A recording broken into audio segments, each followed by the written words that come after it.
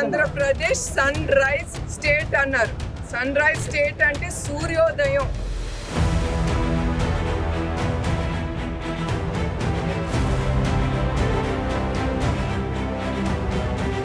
మనందరం ఈ 5 ఏళ్ళలో తెలుగుదేశం పార్టీ కార్యకర్తలు కానీ, బిడ్డలు కానీ, మహిళలు కానీ ప్రతి ఒక్కళ్ళు చాలా ఎదుర్కొన్నారు. ఇంకా మిగిలేది మనకి 1.5 నెల, ఒక 60 రోజులు ఎదుర్కోండి. ఇప్పుడు ఏం చేయలేరు, ధైర్యంగా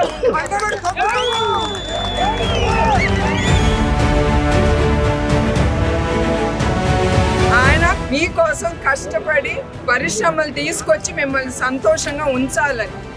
కానీ ఇప్పుడు ఉండే గవర్నమెంట్ ఏం చేస్తుందండి,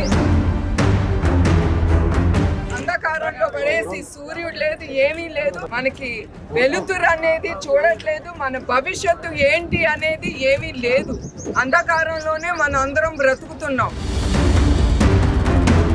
ఇప్పుడు ఈ గవర్నమెంట్ ఉంది, మీరే చెప్పండి, ఏమన్నా పరిశ్రమలు తీసుకొచ్చారో?